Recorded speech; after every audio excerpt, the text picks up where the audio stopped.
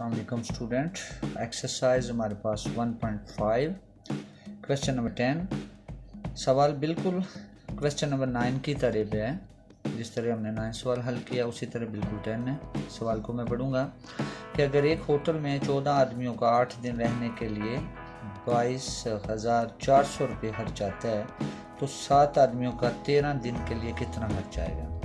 ये बिल्कुल उसी तरह हमारे पास एक तो शिक्का आ रही है, पहले के दिनों की तादाद, आदमियों की तादाद और फिर उसके बाद हमने खर्चा मालूम करना। हम इसको हल करते हैं प्रैक्टिकली।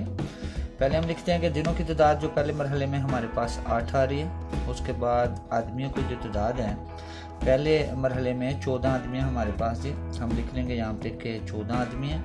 उसके बाद हमारे पास तीसरी जो चीज़ है वो हमने खर्चा मालूम करना है।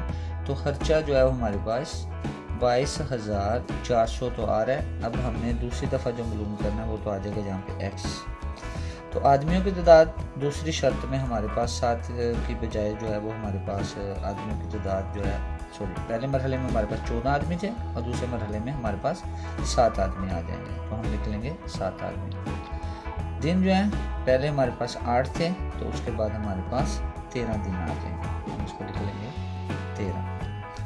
अभी हमने ये देखना है कि क्या ये रास्ता या मकूस है। तो अगर हम देखते हैं इसको कि पहले मरहले में 2 शर्तें हैं इसकी। पहली शर्त ये है कि दिन 8 थे, आदमी 14 थे, खर्चा इतना आ गया। तो दूसरे में दिन ज़्यादा हो गए तो आदमी जो वो अगर कम हो गए तो ज़ाहिर है खर्चा इसी रूटीन से ये आ रहा है कि दिन ज़्यादा हुए खर्चा तो कम हुआ है, आदमियों की तादाद कम हुई है लेकिन खर्चे पे इसका इफेक्ट आएगा, इसलिए ये रास्ते में आएगा।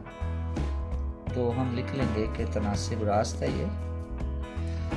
अब हम इसको साइन दे लें, रास्त के एरोज दे लेते हैं। रकम को लिखेंगे हम x निस्बत हमारे पास आ जाएगा 22,400 तनासब के बाद पहली रकम आ रही है हमारी, नीचे से ऊपर को हम जाएंगे एरो के मुताबिक ही, जो आ रही है कि 7 निस्बत हमारे पास आ गया जी 14। और दूसरी जो हमारे पास रकम आ रही है वो आ रही है 13 निस्बत 8। तो हम इसको नीचे लिख देंगे इसके 13 निस्बत 8 को। अभी हम वस्तैन और तरफैन को ज़रूर देंगे। वस्तैन और तरफैन को ज़रूर देने से किसी भी सवाल में ये हम जो तनासब रास्त मालूम करते हैं या तनासब मकूस मालूम करते हैं, हर सवाल में मैं बता रहा हूँ कि इसके लिए आप 1.5 क्वेश्चन नंबर 1 को अगर आप देखें बगौर तो आपको इसकी समझ आ जाएगी कि किस तरह हमें इसको मालूम करना है।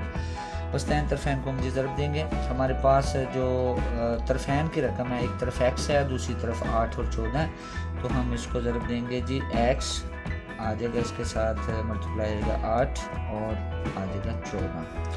इसके बाद इक्वल जी दरमियान में हमारे पास जो वस्त में रकम है ये आ गई हमारे पास 22,400 और ये ज़रूर दे देंगे हम इसको 13 और 7 के साथ, 13 के साथ और 7 के साथ। अभी जब 14 को 8 के साथ हम जब ज़रूर देंगे तो ये हमारे पास आ जाएगा जी 112 आ जाएगा, x 112 आ गया।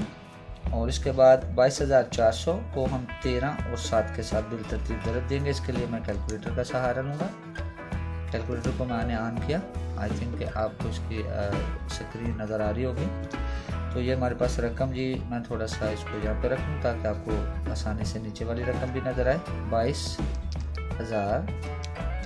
22,400 हम इसको मल्टीप्लाई कर देंगे 13 मल्टीप्लाई 7। हाँ जी, ये हमारे पास आ गई जी रकम 20,38,400।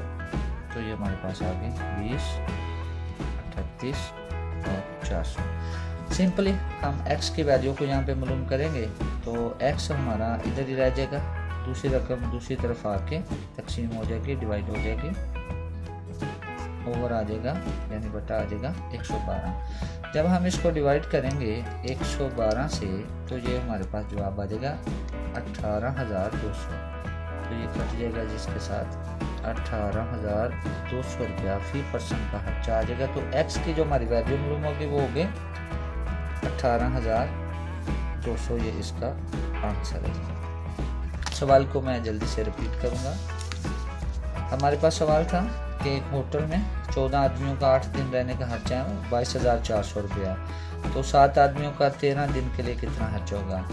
दिनों की तादाद थी, आदमियों की तादाद और खर्चा। पहली शर्त के मुताबिक जो दिन थे वो 8 थे, आदमी 14 थे और खर्चा 22,400 था। दूसरी शर्त के मुताबिक हमारे पास आदमी दिन जो थे 13 थे, आदमी 7 थे और खर्चा मालूम करना था और ये तनासब रास्त था। तनासब रास्त के हमने साइन लगाए, उसी तरतीब से हमने इसकी रकमें लिखी। वस्तैन और तरफैन को यहाँ पे हमने ज़रब दी। वस्तैन और तरफैन को ज़रब देने से हमारे पास x 112 आ गया और दूसरी तरफ हमारी ये रकम आ गई। हमने सिंपली x की वैल्यू को यहाँ पे मालूम किया, x इधर ही रह गया, दूसरी रकम यहाँ पे आकर डिवाइड हो गई और इस तरह हमारा जवाब आ गया 18,200 रुपया। उम्मीद है कि आपको इसकी समझ आई होगी।